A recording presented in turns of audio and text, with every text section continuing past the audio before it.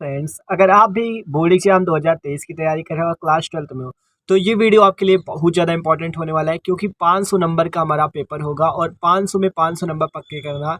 अब टाइम बहुत ही कम बचा हुआ है, ठीक है। नवंबर से पढ़कर 500 में 500 आप बस पढ़ाई आपको कैसे करनी, कौन कौन सा सब्जेक्ट आपका कैसे पढ़ना है, ठीक है। तो बस आपको वो आज इस वीडियो में हम बताने वाले हैं, ठीक है। कौन कौन से सब्जेक्ट को आपको किस टाइप से पढ़ना है कि आप ये बहुत ही तगड़ी कर पाओ, ठीक है। तो देख सकते हो ये आपका, अगर हम बात करें कि आप देख सकते हो ये आपके 500 नंबर हैं, ठीक है। देख सकते हो हमारे पास 5 सब्जेक्ट हैं क्लास 12 पे, ठीक है। देख सकते हो, तो देखो क्लास 12 में हमारे पास कितनी सब्जेक्ट है, 5, 1 2 3 4 और एक 5, ठीक है। तो भाई प्लीज़ वीडियो को लास्ट तक देखना। तो देख सकते हो 5 सब्जेक्ट है और इन पांचों में हमें 100 नंबर लाने हैं, ठीक है। तो 100 नंबर कैसे ला सकते हैं, देखो स्टडी में बहुत अच्छी करनी है। अगर बात करें, आपके पास 24 घंटे होते हैं पूरे टाइम, ठीक है। पूरा दिन का टाइम 24 घंटा होता है। आपको उसमें केवल 5 घंटे केवल पढ़ाई को देने हैं और आप बहुत अच्छा स्कोर कर सकते हो, 90+ स्कोर कर सकते हो, ठीक है। केवल आपको 5 घंटे देने बस, ठीक है। अभी आपको बताएंगे कैसे कैसे आपको कौन कौन से सब्जेक्ट को कैसे पढ़ना है, ठीक है। तो केवल आपको 5 घंटे का समय देना है, तो प्लीज़ वीडियो को लास्ट तक देखना। चलो देखते हैं। तो बात करें हिंदी की, तो हिंदी आपका 100 नंबर का होता है, आपको पता है 100 नंबर का पेपर होता है। आसान नहीं है ये भी, ठीक है। 100 नंबर आपको दिलाएगा एग्जाम में। और बात करें इंग्लिश की, ये आपका 100 नंबर का है। और अगर बात करें फिजिक्स, केमिस्ट्री, मैथ्स या बायोलॉजी, ठीक है, मैथ्स या बायोलॉजी की, तो देखो देखो आपका बायो जो होता है, बायो पे तो 70+30 होता है, ठीक है। बायो पे क्या होता है, 70+30, मतलब 70 नंबर जो होता है 70 नंबर का पेपर होता है और 30 नंबर आपको किस पे मिलते हैं, प्रैक्टिकल पे मिलते हैं। इसी प्रकार केमिस्ट्री में 70 नंबर का पेपर होता है, 30 नंबर आपको प्रैक्टिकल में मिलते हैं, ठीक है। और बात करें फिजिक्स में, तो उस पर भी आपका यही है कि 70 नंबर आपका पेपर होता है, 30 नंबर प्रैक्टिकल पे मिलते हैं।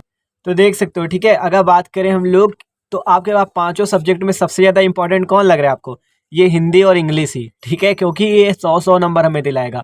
और फिजिक्स, केमिस्ट्री, मैथ्स कितने दिलाएगा, 70, ठीक है। तो देख सकते हो फिजिक्स, केमिस्ट्री, बायो 70 दिलाएगा और 30 नंबर आपको प्रैक्टिकल से ही मिलने वाले हैं, ठीक है। तो हमें पांचों की तैयारी बहुत ही अच्छे से करनी है और वो आपको बताएंगे कैसे करनी है, ठीक है। तो आपको इतना पता चल गया कि केवल 5 घंटे में पढ़ना है बहुत ही अच्छे से। तो आप देखते हैं कैसे पढ़ना है। तो देखो बात करें, अगर हमारे पास जो 5 सब्जेक्ट है, आपको करना क्या है, इन सभी सब्जेक्ट को बराबर बराबर टाइम देना है। टाइम कितना देना है, बराबर बराबर।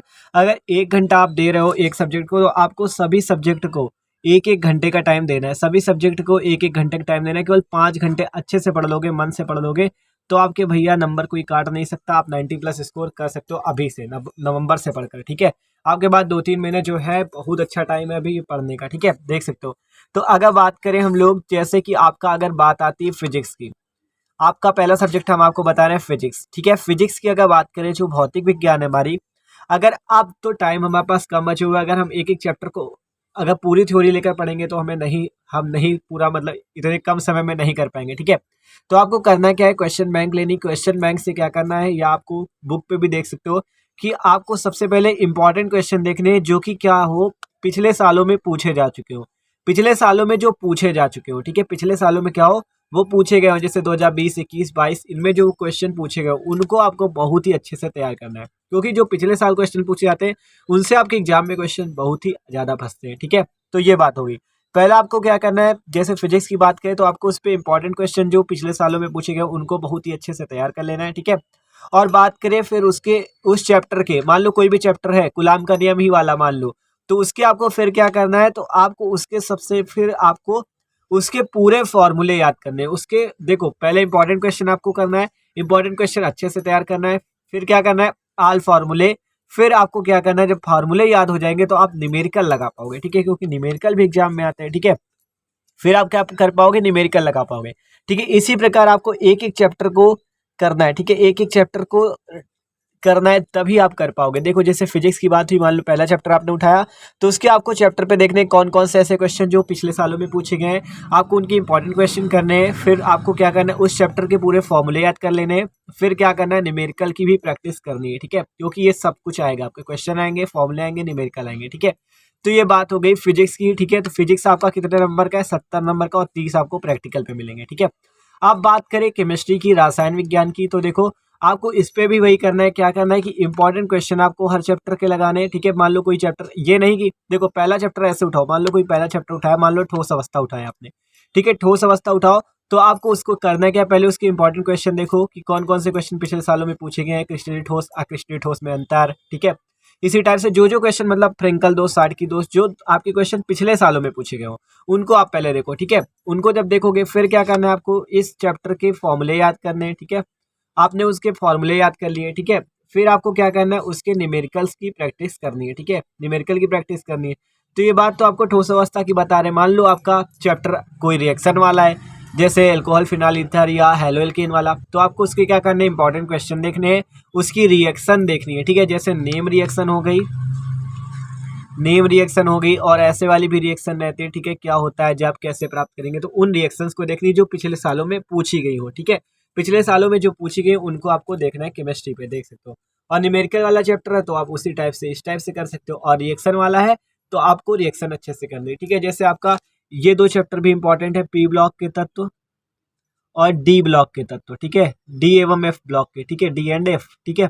इनको भी आपको अच्छे से तैयार करना है, पी ब्लॉक डी ब्लॉक, ठीक है, P block D block F block. तो ये बात हो गई, ये बात हुई फिजिक्स केमिस्ट्री की, ठीक है। और अगर बात करें यहीं पे बायो की, तो बायो पे भी आपको वही करना है। बायो पे तो आपको वही करना है, हर चैप्टर, मान लो क्वेश्चन बैंक उठाई आपने, आपको देखना है कि कौन कौन से आपके क्वेश्चन पिछले वर्षों में पूछे जा चुके हैं, तो आपको उनके इंपॉर्टेंट क्वेश्चन हर चैप्टर के अच्छे से तैयार करने हैं, ठीक है। तो ये बात थी बायो की। 70 नंबर का ये भी बायो भी पूछा जाएगा, 70 नंबर का पेपर केमिस्ट्री का भी होगा, ठीक है। तो ये तीनों थे 70-70 नंबर वाले, ठीक है। कितने नंबर वाले, 70-70 नंबर के। और 30 नंबर तो प्रैक्टिकल से ही मिलने हैं, ठीक है। 30 नंबर प्रैक्टिकल से मिलेंगे। आप बात करते हैं भैया मैथ्स की, तो मैथ्स वाले स्टूडेंट देख लो, 100 नंबर का पेपर होगा मैथ्स का, ठीक है, 100 नंबर का पेपर होगा।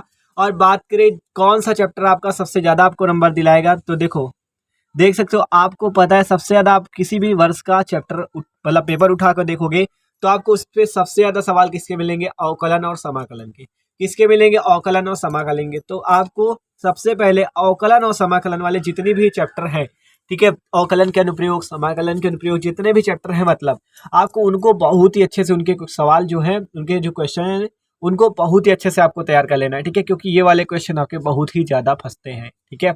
अच्छे से एकदम इंपॉर्टेंट क्वेश्चन भी देखने हैं और पूरे इसकी एक्सरसाइज भी लगानी है, ठीक है। तो ये चैप्टर आपका जो है सबसे ज्यादा एग्जाम में इससे सवाल आते हैं, अवकलन समाकलन से। फिर बात करें आपका, देखो अवकलन समाकलन आपने कर लिया अच्छे से। फिर आपको क्या करना है, ये जो आव्यूह सारणिक वाला चैप्टर है आपका, ठीक है, आव्यूह सारणिक वाला चैप्टर, इसको भी बहुत अच्छे से तैयार करना है आपको, ठीक है। क्योंकि इसके भी क्वेश्चन आपको फंसते हैं और बहुत ही आसान क्वेश्चन होते हैं, ठीक है। इस पे एक लॉन्ग क्वेश्चन भी फंस जाता है, ठीक है, जो 8 नंबर वाला होता है, लॉन्ग वाला भी फंसता है इससे ज्यादातर, ठीक है। फिर बात करें प्रतिलोम त्रिकोणमिति फलन, चैप्टर बहुत ही आसान है ये। प्रतिलोम त्रिकोणमिति फलन वाला चैप्टर एकदम आसान है, ठीक है। तो इसको बहुत ही अच्छे से देख लेना, इससे क्वेश्चन तो आते ही आते हैं, ठीक है। और बात करें फिर आपकी आती त्रिविमीय ज्यामिति, और जो आपका वो वाला है सदिश बीजगणित, ठीक है। तो उसको भी आपको क्या करना है, बहुत ही अच्छे से तैयार कर लेना है। तो ये है आपके इंपॉर्टेंट चैप्टर, देख सकते हो। और भी चैप्टर फिर क्या करना है, उन चैप्टर्स के जो इंपॉर्टेंट क्वेश्चन है उनको भी आपको अच्छे से लगाने हैं, ठीक है, जो आपके बाकी चैप्टर बचते हैं, ठीक है। किसी भी चैप्टर को आपको छोड़ना नहीं है, ठीक है, किसी भी चैप्टर को छोड़ना नहीं है, अच्छे से सबकी तैयारी करनी है। मतलब ये बता दिए इंपॉर्टेंट चैप्टर जो कि ज्यादातर इनसे सवाल पूछे जाते हैं, ठीक है, इनसे सवाल ज्यादा आएंगे आपके। और फिर आपके जो चैप्टर बचते हैं उनको भी अच्छे से ही तैयार करना है, ठीक है। तो जो चैप्टर बचते हैं उनको भी आपको क्या करना है, अच्छे से तैयार करना है। आपका जैसे रिलेशन एंड फंक्शन वाला हो गया, ठीक है, संबंध और फलन, इनको ये चैप्टर जो बचते हैं इनको भी तैयारी करनी है, इनके इंपॉर्टेंट क्वेश्चंस की, ठीक है। देख सकते हो ये वाले चैप्टर अच्छे से तैयार कर लेना। तो ये बात हो गई आपके फिजिक्स, केमिस्ट्री, बायो और मैथ्स वालों की, ठीक है। अब बात करते हैं भैया ये जो आपके 30 मार्क खाने, ठीक है, हिंदी और इंग्लिश, इनको जो सबसे ज्यादा आसान समझता है उसकी सबसे बड़ी गलती होती है, और वो फिर पेपर में एक दूसरे का मुंह ताकते रह जाते हैं, ठीक है। तो 100 नंबर दिलाती भाई, ये आसान नहीं है ये, ठीक है। 100 नंबर दिलाती, इनको हल्के में ना लेना। 100 200 नंबर तो यही आपको दिलाने वाली 500 में, तो ये आसान कैसे हो सकती है, ये इंपॉर्टेंट है दोनों, ठीक है। अगर बात करें हिंदी की, तो हिंदी में सबसे ज्यादा जरूरी होती है ग्रामर, सबसे ज्यादा जरूरी होती है ग्रामर, क्योंकि ग्रामर में आपके जो होते हैं सॉलिड नंबर मिलते हैं आपको, ठीक है। अगर बात करें मान लो जैसे ग्रामर में आपका जैसे रस छंद अलंकार हो गया, इन पे आपको पता है, अगर आपने मान लो रोला छंद लिखा तो रोला छंद पे आपको क्या मिलेगा, एकदम जैसे जितने भी नंबर का 3 नंबर का है तो आपको 3 नंबर पूरे पूरे मिलने, उसमें एक भी नंबर कटना नहीं है, ठीक है। तो आपको ग्रामर पोर्शन ज्यादा अच्छे से तैयार करना है, ठीक है। ग्रामर का कुछ भी नहीं बचना चाहिए, वो तो आपको पता है, वही छंद वही होते हैं, 5-6 जो छंद है वो सब उतने ही होने, रस में आपके उतने ही रस होने, अलंकार उतने ही होने, ये तो कम ज्यादा होंगे नहीं। तो आपको मेन जो पिछले सालों में पूछे हुए उनको अच्छे से देख लेना है, ठीक है। रस छंद अलंकार हो गए, और जितनी विभक्तियाँ हो गई, संधि विच्छेद, ये जो है मतलब पूरा ग्रामर पोर्शन आपको बहुत ही अच्छे से तैयार करना है। ठीक है, तो ग्रामर सबसे ज़्यादा इंपॉर्टेंट है क्योंकि इस पे नंबर सॉलिड मिलते हैं। और ये जो आपका इधर वाला है आपका गद्य और पद्य साइड का इंपॉर्टेंट है, लेकिन इस पे थोड़ा बहुत एग्जामिनर नंबर काट भी सकता है। मान लो 4 नंबर का है, राइटिंग एटिक ने 3 नंबर दे दिए उसने, ठीक है, ऐसे हो जाता है, 4 का 3 दे दिए। लेकिन ग्रामर में भैया नंबर कैसे काटेगा? सही है तो सही है बस, ग्रामर में क्या कर दिया, ऐसे बस टिक लग गया, सही है तो सही। तो और लेकिन इस पे जो होता है, इस पे नंबर काट भी सकता है। तो आपको सबसे पहले क्या करना है, ग्रामर पोर्शन बहुत ही अच्छे से तैयार करना है। ठीक है, फिर बाद में बात आती है आपकी गद्य और पद्य साइड की। तो आपकी फिर उसमें सबसे इंपॉर्टेंट हो गई रचनाएं। ठीक है, रचनाएं आपको बहुत ही अच्छे से तैयार करनी, जो हिंदी गद्य साहित्य का इतिहास और हिंदी पद्य साहित्य का इतिहास, इसकी वाली। ठीक है, फिर बात आती है आपका कौन होता है उस पर दूसरे नंबर पे संदर्भ व्याख्या आपसे पूछी जाती है। संदर्भ व्याख्या पूछी जाती है। संदर्भ व्याख्या को आपको एक एक चैप्टर की अच्छे से तैयार करनी है। ठीक है, उनके लेखक के नाम, उनके पाठ के नाम, ये जरूर तैयार कर लेना, क्योंकि संदर्भ व्याख्या में होता क्या है, हमें लगता तो है कि इसको पढ़ा है हमने, ये आता भी है, लेकिन हमें उसके लेखक का नाम और पाठ का नाम ही नहीं याद होता। यही होता है सबके साथ। ठीक है, सबके साथ यही होता है। तो आपको क्या करना है, सारे चैप्टर के लेखक के नाम और उनके पाठ के नाम बहुत ही अच्छे से तैयार करने। ठीक है, और फिर उसके बाद आती जीवन परिचय की, कवियों और लेखकों के जीवन परिचय लिखिए। फिर इसके बाद बात आती निबंध की, खंड काव्य की, कहानी की। ठीक है, ये आपके पक्के हैं कि निबंध भी आना है, खंड काव्य आप जिस पे हो आप देख सकते हो कि आपके वाले में कौन सा खंड काव्य चलता है। मान लो रश्मि रथी चलता है कि कौन सा चलता है, ठीक है, कर्ण वाला, तो वो देख सकते हो आप। ठीक है, खंड काव्य तो आना ही आना है, कहानी भी आपकी आनी आनी है, निबंध देख सकते हो। ठीक है, जिस जिस पे आते हैं तो वो आपको अच्छे से तैयार करनी। ये हो गए आपके 100 नंबर इसके। ठीक है, अब बात करते हैं इंग्लिश की। तो इंग्लिश में भी सबसे इंपॉर्टेंट क्या है, ग्रामर। ठीक है, ग्रामर ही इंपॉर्टेंट है ज़्यादा दोनों में।